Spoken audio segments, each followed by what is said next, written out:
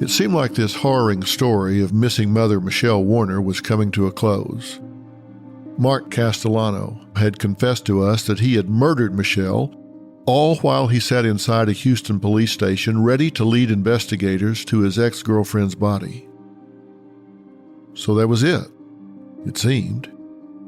He had confessed in graphic detail how they fought, and he had choked her, watching her take her last breath.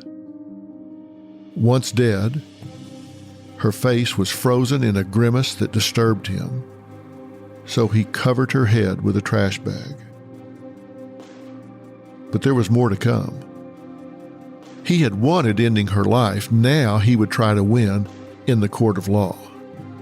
You're about to hear about Mark's trial for the murder of Michelle and astonishing new details he would divulge from behind bars.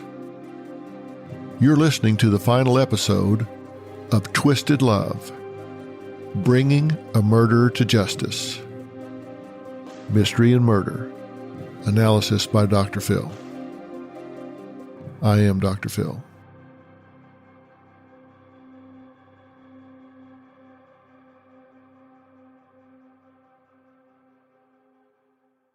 Green Chef is the first USDA-certified organic meal kit company. Green Chef is now owned by HelloFresh, and with a wider array of meal plans to choose from. Love switching it up? Now you can enjoy both brands at a discount with me.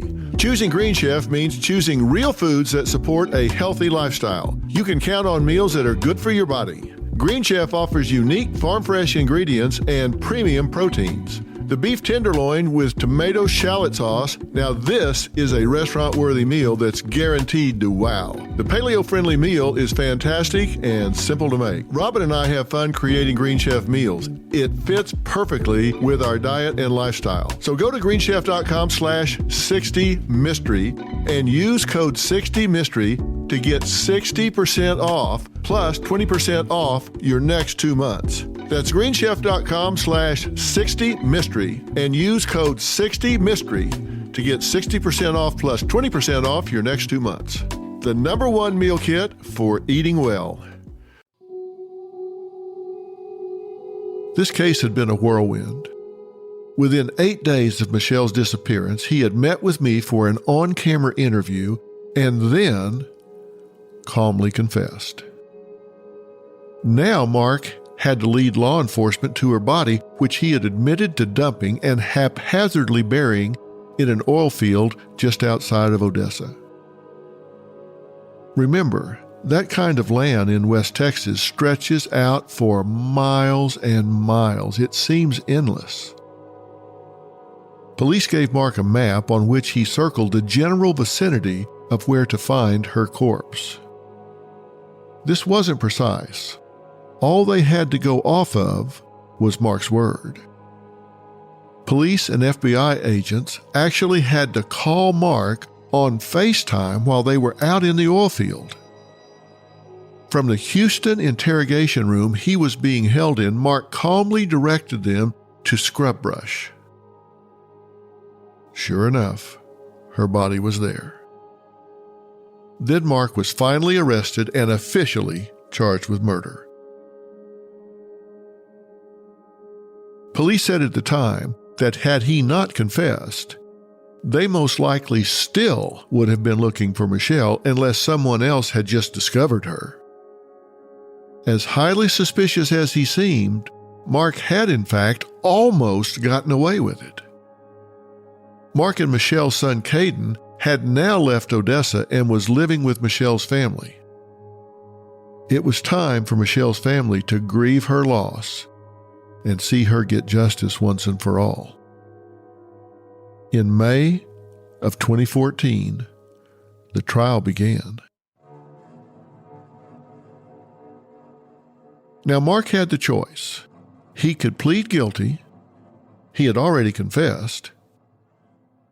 But instead, he decided to plead not guilty and to put both Michelle's family and his through a trial. And his lawyer? Well, he had a hell of a defense. In his opening statement, Mark's lawyer, Eric Davis, contended that on that fateful night Michelle died, that Mark had in fact grabbed her and killed her, but not on purpose. He had killed her only because Michelle had hit him, Davis claimed. After her tragic death, Davis said Mark does some stupid stuff. He's referring to Mark burying Michelle's body and lying for days. Now, quote, does some stupid stuff. That's got to be the understatement of the century. Here's the scenario Mark's attorney told jurors. And this is a quote from the trial record. She comes at him. He grabs her. He's controlling her, and he falls down with his weight on hers, and here's a pop. When he reached out to defend himself, to protect himself, he didn't anticipate that she would fall down and break her neck. Now, clearly, this lawyer had a very steep hill to climb because you've got a client here that had confessed to killing Michelle. I mean, he had just said, yes, I did it, and even talked about how he did it. And he did this without the benefit of counsel. So the counsel inherits the confession. Had the counsel been there to begin with, I'm sure Mark Castellano would never have said the things he said to me, would never have said the things that he said to the Houston police, would never have led them to the body. So you inherit the fact pattern, you inherit the circumstances. Both the prosecutor and the defense have the same basic facts, but they use them to spin a different story. So here, the prosecution is saying he just overpowered her and murdered her. But the defense is saying, no. They're saying Michelle came at Mark and he was defending himself. He's admitting that, yes, it was at his hand that she died, but he had to do it. He didn't mean to do it. It just happened. He had no intention of killing her. It was not premeditated. And if you don't have intent and you don't have premeditation, then you don't have first-degree murder. So he's trying to gain sympathy from the judge and the jury by saying she was the violent one, he was the victim, she attacked him, and but for her attack on him, this wouldn't have happened. So the first link in the chain, according to the lawyer Davis, is her attacking him. And then what you do is you find experts who can support your version of the facts. Another good example of this, I interviewed Michael Peterson on Dr. Phil. He was the accused staircase killer who allegedly murdered his wife Kathleen by beating her and then staging it to look like she fell down the stairs. And during the trial, Peterson's defense hired forensic expert Henry Lee, who testified that the blood splatter present at the crime scene could have been due to the fall. Now, why is that important? Because you're looking for reasonable doubt. You're looking for them to say, well, it could have happened the way the defense is saying. So what Eric Davis is looking for in the case is not to convince someone that it happened a certain way, but to create enough doubt that it could have happened that way. Because as I said earlier, the standard for depriving someone of their freedom, the standard for depriving someone of their life is and should be very high. In this case, the defense did get an expert witness who supported this new story that Mark and his attorney had crafted. It was a forensic engineer who stated that, and I quote, "There's no physical evidence that shows any type of squeezing or sideways forces. All the physical evidence shows is forces applied from the front." Now, of course, to me, and I think to most logical people, this defense doesn't make much sense, but he's saying she came at him, he grabbed her around the neck, and she fell, and he fell on top of her, and that snapped her neck. It was an accident. Now, most importantly, his story didn't make sense to the Harris County medical examiner. Testifying for the prosecution, the assistant medical examiner said Michelle died from strangulation. There were 2 fractures on her airway as well as bruising on the skin. This happens when constriction causes blood vessels to rupture. Someone has to be squeezing so hard that they pop those blood vessels and it creates bruising. That's chilling. It takes a lot of force and time for that to happen. It's violent, and it's violent in the most intimate way because you have to be right up in the victim's face. You have to be so close that you can see them, you can smell them, you can feel them. It's very close. It's very personal. Fractures to someone's airway and ruptured blood vessels are not typically seen as the result of a fall. The medical examiner stated that Michelle's fatal injuries were consistent with someone applying pressure from the front of the neck. A fall would not have completely obstructed her airway. It's important to honor these types of facts because they are what tell the real story.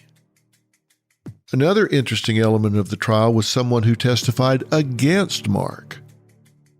A former co-worker of Mark's testified that Mark had told him that he wanted to kill Michelle, take custody of their son, and take the child to Odessa to live with Mark and his parents. Naturally, Mark and his defense team had not wanted this man to testify. Why? Well, this changes everything. For how long had he possibly wanted her gone? Even if he hadn't planned on killing her that night, if we are to believe this, the plan had been set in motion in his mind. Does that equal premeditation? He certainly was thinking about it ahead of time. This seemingly harmless IT guy, was he really a cobra just waiting for his chance to strike, waiting for the straw that would break the camel's back and give him the courage, the justification to do this horrible deed? Reviewing the facts and hearing from others at least presents a reliable picture of what seems to have actually happened. Mark continued to tell so many different versions of what transpired it could make your head spin. I contributed to 48 Hours coverage of this case, recounting my interview with Mark and my impression of him at the time we met. During this special, CBS correspondent Tracy Smith met with Mark behind bars. Clad in an orange jumpsuit and his signature black glasses, he still looked like your average Joe. Not what you would think about as a cold-blooded killer that you would spot in a crowd that would send chills down your spine. But this time, our average-looking Joe, our IT specialist, our mild-mannered victim of a bad accident, well, he had a new story to tell. So I want to go back to this confession. What actually happened that night? I didn't choke her. And I will say this about what happened. I was not on her a minute and a half or 2 minutes. It happened a lot quicker, like I said it did. And one thing I have, y'all show her a lot and her family, but y'all don't show my kid. A spitting image of me. And if I have to die, I would gladly accept the way she died because it was quick. It was very quick. Now, this is a very different account of what he confessed to, both to my team and to investigators initially. To compare, this is what he told us happened. We were fighting, and she's swinging at me, and I grabbed her, and, her neck snapped, and I fell on the bed choking her, and the next thing I know, it was over with. So, his then story to us was he fell on the bed choking her. Then he tells CBS reporter Tracy Smith he didn't, quote, didn't choke her. So which is it? Did he choke her or didn't he choke her? Of course, claiming that he didn't choke her at all and that this was some kind of freak accident fits in with his defense story, of the unfortunate, innocent, every man who accidentally killed someone while he was just trying to protect himself story. In my opinion, it's just flat out more lies. I don't know that anything honest can come out of this man's mouth. He waffles between claiming this was accidental and in the next breath, seeming to claim that this was a justifiable homicide because she attacked him. So, what is it? Did he fall on top of her on the bed and choke her? Did he just fall on her and her neck accidentally snapped? Or was he defending himself and had to get her under control, and before he knew it, she was dead? Remember, he had also previously said that he was sparing her from this bad road she was going down of drug abuse, and that she was going to die regardless. So really, he was doing her a favor. And he had told us that he was confessing because he just couldn't stand the idea of lying any longer. He didn't like the fact that he had lied to me, let alone Michelle's family and the authorities, but it seemed that that feeling was fleeting. And when it came down to saving himself, well, he started lying again. He then revised the story about why he decided to come clean. Remember, he said he came clean because he just couldn't stand to lie anymore. Here's what he said now. And I sat there and I thought about it, and I was like, well, Caden's happy now. He's at home. Caden is very much at home now. He's just wonderful. And then when he asked me to tell the truth, and I realized Caden was okay, I didn't have a reason to lie anymore. Because what I set to do was done, and it was time to clear my conscience. It's interesting to note here that he now says that he was lying for his son. That as soon as he saw his son was all right, he was free to confess and get the truth off his chest. That in some way, his lying was a noble gesture. When I talked to Mark, I not only felt like he was hiding the truth, but that he was harboring some serious issues regarding rage and an inferiority complex. I discussed this with Tracy Smith during our sit-down for 48 hours. Well, he talked about himself. He talked about his experiences. The only time he would reference her was in terms of how she impacted him. He's very narcissistic. By that, I mean he sees things from his point of view. And one of the things that I've always done from a forensics standpoint in questioning suspects is to say, to try and trivialize what happened, try to give them a face-saving way out. I said, nobody ever gets away with this. That this is the first time that I see he's decided maybe he's not the smartest guy in the world. Maybe he's not going to get away with this. Well, here's the thing. If you look at him throughout this, look at throughout my entire interview, through your entire interview, through the police tapes, there's no empathy, there's no compassion. It was a moment of rage. I couldn't take it anymore. There's no sympathy, there's no emotion. There's only theater. It was, not my finest hour, but... He's on. And this is his 15 minutes. I mean, he's loving it. Did you ever see him cry a tear for Caden? Did you ever see him cry a tear for Michelle? This is a woman that he shared his life with, that he left in a field. People cry when their goldfish die. And this man murders the mother of his child, never sheds a tear, never so much as takes a moment to reflect. It's just all me. Mark was interviewed by many people about her disappearance and then about the details surrounding Michelle's murder. First he spoke to me and to the police, then to 48 Hours, and through it all, this man doesn't shed a tear. Not one. There's footage of him in the interrogation room, on the phone, talking about the murder, and he's having bites of a sub sandwich, like it's just another day at lunchtime. What he's done isn't impacting his appetite, and he's not beside himself. It's done. And he's just going on about his business. Something that still resonates with me is how resentful he seemed to be about Michelle, even when he was praising her, saying that she was beautiful, that she lit up a room. He seemed to admit this begrudgingly, with disdain. Anytime he talked about her, even when everyone was concerned about where she was, about what might have happened to her, he always had to derogate her. He always had to undermine her, criticize her, put her down. He couldn't just answer the questions. He had to always frame them in some way that put her in a negative light. He couldn't just answer factually. He had to frame her negatively.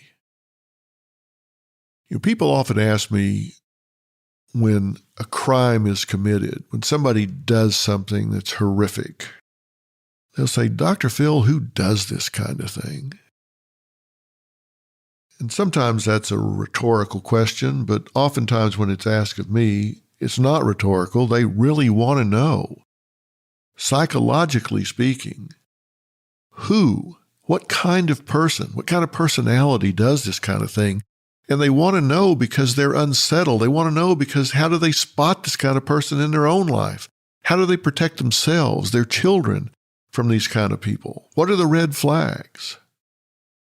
The truth is, we can explain it post hoc. We can explain it after the fact. We can say, well, look at his personality and you can see what kind of person he is, and that makes sense that he would be vulnerable to doing something like this. But we can't predict it based on those same factors because there are thousands and thousands, millions of people with the same kind of personality that don't do this sort of thing. Clearly, Mark had an inferiority complex, and he had coupled up with someone that, from a social status standpoint, was way above his station. He was a bit of a nerd. He was not someone that would be considered a GQ type guy. He wouldn't walk in a room and turn women's heads. Not that that's how one should measure the worth of a man. I'm just saying in terms of social currency, that was not one of his attributes. It was one of hers. He didn't have a magnetic personality that would engage people, cause people to seek him out, come around him, spend time with him. It was her personality. Mark was the guy in the background, while Michelle was often the center of attention because she was beautiful, engaging, cheerful.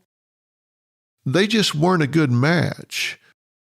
She didn't think of him as her soulmate. She didn't want to be with him. He felt like he was at her beck and call. She wore the pants in the family because she had the power.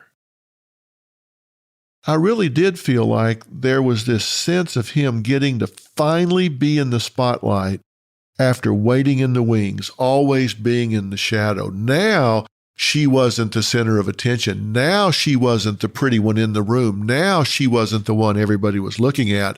It was him. Even though his magnet was negative, it was evil, it was sinister. But he sure had everybody's attention now, didn't he? At first, being with her might have helped his ego. I mean, come on. He's got the it girl. A charismatic, attractive woman wanted him. But soon, that fell by the wayside, and he felt even more inferior. Because at first he might have been saying, wow, arm candy, people are going to envy me. But pretty soon he got to feeling like they're all looking at her and wondering, why is she with him? And then he starts resenting her because by comparison, he looks even worse in his own eyes. By the end, it wasn't a romantic relationship. She wasn't scared to yell at him. If she didn't like something he was doing, she pecked at his inner child. She made him feel small. She came back saying, "This is purely financial. I just need a roof. We have a child together, so let's just be roommates. I don't want to be with you. I'm just bringing your son back here so you can spend some time and I can save some money." And even though he seemed mousy, at first blush, you could see how he'd end up in a relationship with a strong woman who would take control. But what was seething just under the surface? He's not very expressive. He's not very eloquent. And people turn to physicality. People turn to violence when they run out of socially acceptable ways to express themselves. There was a lot of resentment here, a lot of rage building up inside him. What ultimately made him snap that night, we will never know. But rejection stings. And he was being rejected by her every single day. So close, but so far.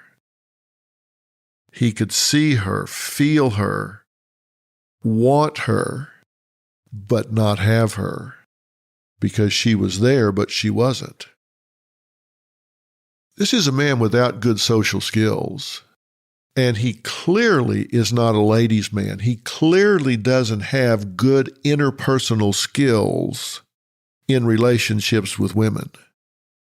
Women don't see his value. They don't appreciate him because of what I said before, the superficial things that initially draw attention, like good looks, tall, dark, handsome, interesting, funny, outgoing, gregarious. Those are all things that he was not flush with. Now, is that what should attract someone to another person? Of course not. Those things are shallow. I'm not telling you how things should be. I'm telling you how they are. And he's the kind of person that would resent someone that had all of those things and resent someone that was attracted to those things. Nice guys finish last. He would be the one that would think, hey, listen, you're looking past me when I'm the one with the brains. I'm the one that can provide for you. I'm the one with the depth. And you want the pretty boy? Are you kidding me? It just builds up resentment. Look at how he carelessly discarded Michelle. Once she was dead, he didn't like how her face was frozen, so he stowed her away in the closet until he could dump her body. She didn't play by his rules, so she's tossed away like roadkill in an oil field. He didn't have to look at her anymore. You know, oftentimes when a murder is investigated, you can get clues as to who did it by how they treat the dead body. If it's someone that had compassion for that person, you'll see that they often cover the body. They often position them in a respectful way. They're often careful how they lay them in even a shallow grave. They treat them with dignity and respect. And when you see that, you know that it's someone that had compassion and feelings for them. If they're just thrown out helter-skelter in public or discarded like trash, then you know it's someone that had a disdain for them or no feelings for them whatsoever. In this case, there certainly wasn't much ceremony, was there? He, of course, stands by his delusional narrative that he was helping his son. But what kind of example is that setting, that when a woman is out of line, you get to kill her? It's preposterous. In my initial sit-down with him, I said, listen, if you have done this, you can give a gift to your son right now. Don't put him through this. Take him out of the spotlight. Take him out of all of this stress and this tension. Admit to this now so there can be an orderly transition of your son to extended family. Don't leave everything in limbo. Don't create this horrible record that he will read the rest of his life. Do the right thing now. Make for the orderly transition of your son. His delusional narrative that he was helping his son runs absolutely counter to what I had said to him at the time. There is definitely an air of duping delight with Mark Castellano. He has a certain arrogance about him that in the final analysis, she wasn't in power. He was. He won. He killed her. He's there. She's not. I win. You lose. The sense of calm that he had about him was because this was over, and he's still standing. Listen to him behind bars and how he shares more of his opinion about women with Tracy Smith. I mean, women are now, y'all are replacing men in a lot of aspects. Y'all are becoming big-time aggressors. Women are now the new aggressors. She's beautiful, and you're a beautiful woman yourself.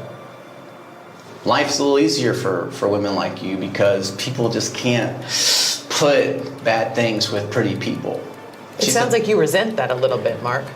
Well, when you sit there and have been told that when you're not a pretty person that, you know, life's going to suck for you. Obviously, he feels cheated. Because he's not a handsome man, as I said before. He feels less than, but he's the one who put that on other women. All of his insecurities of not being good-looking enough or cool enough or likable enough, those feelings of low self-esteem and unworthiness, they bottled up within him and made him spiteful. He assumes that life is easier for women if they're attractive. Anyone who really knew Michelle, especially her family, could tell you that her life was anything but easy. She had fought through hardships. She was finally on the right path, finally. But this had not been a success-only journey for her. She had been through drug addiction, poverty. She was on the brink, just on the brink of coming out the other side. Having overcome obstacles, she was claiming her place in the sun. What she couldn't ultimately overcome was Mark Castellano and all of his resentment and anger and bitterness. It also seems like he's making yet another bid for sympathy with this whole "I wasn't pretty, so my life was hard" bit. He was with this dazzling woman that he couldn't hold a candle to, so he pitied himself. He felt sorry for himself and expected everyone else to as well. Quote, "Women are now the new aggressors," Mark claims. That sums up how he views the opposite sex. He's afraid they're the aggressors. Boil that back down to that night. He's defending himself. She's the aggressor. She's the attacker. He's the victim. You ask who does this kind of thing? Someone who distorts the transactions of life in that way. Is that why he murdered her? He sees himself entirely as the victim. When it comes to both Michelle's killing and the police investigation, take a listen. I gotta say, I really screwed myself over the way I confessed everything, because first of all, I didn't really describe everything accurately. And second of all, I didn't really think every word I was gonna say was gonna be used completely out of context, which it was in a lot of ways. He's criticizing the process. Things were taken out of context. Well, here's the context. Did you kill her or did you not? He felt very much that he had reached above his level with Michelle. And that she was out of his league, so out to of speak. his league. She was way over his head. In this instance, she did not reject him. He had the ultimate rejection of her. So going back to the trial, it is noteworthy that while he had no problem singing like a canary to me and then to 48 hours, he chose not to take the stand. He had good counsel, because doing so would have done nothing for him, trust me. When you get in this situation, the defense attorney has to weigh the pros and cons, and in most cases, it's not beneficial. He has already confessed, and he has spoken on the record. He's spoken to me. He's spoken to 48 Hours. You've heard him on the record, and he is leaking oil.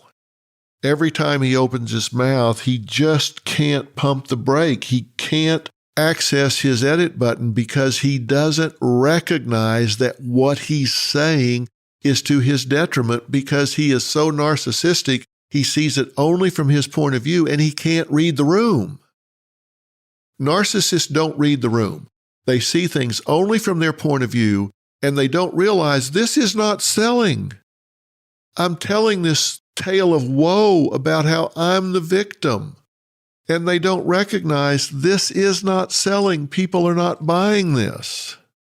So unless you're someone who can really connect with the jury, unless you're someone who can really get them to relate to your point of view, taking the stand can be a recipe for disaster. And if you have a narcissistic personality and you don't read the jury, you just tell your story because it sounds good to you, you can destroy yourself on the witness stand in a matter of minutes. So think about Mark in this instance and the story he's telling. He's not likable. He's not well-spoken. He makes no effort to hide the negative feelings he has for Michelle because, as I said, every time he talks about her, he has to put her down. It is never becoming to speak ill of the dead, and he cannot keep from it. He has to speak ill of the woman that has died at his hand. He has to speak ill of the mother of his child. He doesn't know how to show empathy. So you put him on the stand, he's going to badmouth her. He's not going to shed a tear. He's going to make himself out to be the victim, not the monster. But that just doesn't fit the facts. He put a bag over her head, hid her in the closet, dumped her in the car, drove her out into the prairie, and discarded her in a shallow grave. It's a little hard to play the victim. And just think about the cross-examination the prosecution would subject him to, the inconsistencies in his stories. One time, I just fell on her and oops, her neck snapped. One time, well, I actually choked her. Well, one time I was defending myself. Change after change after change. And then his actions after the murder, hiding the body, lying to law enforcement. He would just come across as a complete pathological liar. You know, the defense attorney obviously is going to go through this with him time and time again because they know the hard-hitting questions are going to come. But as I say, Mark just doesn't have the ability to pump the brake. He doesn't have the ability to recognize what the jury needs to hear to connect with him. In this case, the jury was instructed by the state to consider whether he was guilty of murder, guilty of manslaughter, or not guilty, including by reason of self-defense. And yet, there was another surprise element in this case, still to come. After he was found guilty, there was a punishment phase of the trial. Jurors had to consider whether Mark was under the immediate influence of sudden passion arising from adequate cause. Now, you've all heard, just in lay terms and on TV and in movies, about crimes of passion. Now, this can be raised by a defendant during the punishment phase of a trial. It asks the jury to take into consideration if the defendant was in a situation of such fear or rage that they were just unable to conduct themselves normally. They were just unable to inhibit their behavior. Now, as someone trained in forensic psychology, I often had to deal with making a distinction about the difference between the irresistible impulse and the impulse not resisted. Now, think about that. The irresistible impulse versus the impulse not resisted. The irresistible impulse is that crime of passion. It is the impulse that is so powerful, so overwhelming, so innate that you just cannot resist it. Versus an impulse that occurs to you and you make a choice whether to resist it or not. You have the choice. You could resist it, you just choose not to. And that's what this jury was asked to deal with. The age-old example of this is, let's say a wife comes home, finds her husband in the arms of another woman. They're both naked. They're in the throes of passion in bed. And in a moment of passion, she grabs a gun that's just there. It's just handy. It's on the nightstand or it's on the counter that they keep for security at night. And she just picks it up and just blasts away and shoots them both. If the jury believes that this woman did not plot the murder and was just in blind rage and acted in a momentary spell brought on by extraordinary circumstances, just in a blackout rage, then they can significantly reduce the sentence. Again, this is not a murder defense. Otherwise, think about it. Anyone could commit a murder and just say they did it in a sudden passion. You just can't kill people because they've wronged you and it just threw you into a rage. Most people that commit murder are angry when they do it. That would make it like the Wild West out there. If people felt wronged or heated, they would think it was okay to take matters into their own hands. Well, the jury didn't buy that. They rejected his claim of sudden passion. But during sentencing, there was still another surprise to come. While he could have gotten up to a life sentence, the jury ultimately gave him 27 years. Now, this means that after just 13 and a half years, he could theoretically be eligible for parole. That could mean, theoretically, that at 51 years of age, he could walk out of that prison and make a life for himself as a still relatively young man. That is something that Michelle obviously will not have the chance to do. She doesn't get to be dead for 13 and a half years and then hit the reset button and start over. She is gone forever. If 27 years sounds like an odd choice of years to be sentenced, you would be right. One of the state's prosecutors at the time reasoned that when jurors have two opposing views, they usually come together and reach a compromise. Mark actually mouthed the words, "Thank you," to the jury upon receiving his sentencing. He actually looked at these people as though they were in this together and mouthed the words, "Thank you." It turned my stomach. Of course, the sentence was disappointing to Michelle's family. The possibility of him getting set free ever, let alone in 13 and a half years, was horrifying. After only a little more than a decade behind bars, after everything this family has been through, your heart can't help but go out to them. This child will be in his teens still. But Mark wasn't through. In 2015, he appealed the verdict. Thankfully for the family, the appeal was denied and his judgment of 27 years stands. So, what's left? The shining light of this very dark story is that Michelle lives on in her daughter Haley and her son Caden. Caden will have to grow up knowing that his father took his mother's life, but he will also know the woman that she really was from those who loved her. The day of the sentencing, well, it happened to be Michelle's birthday. She would have turned 33 years old. So young, so vibrant, so optimistic about the rest of her life. No one wins here, not Mark, not Caden, certainly not Michelle, certainly not her family.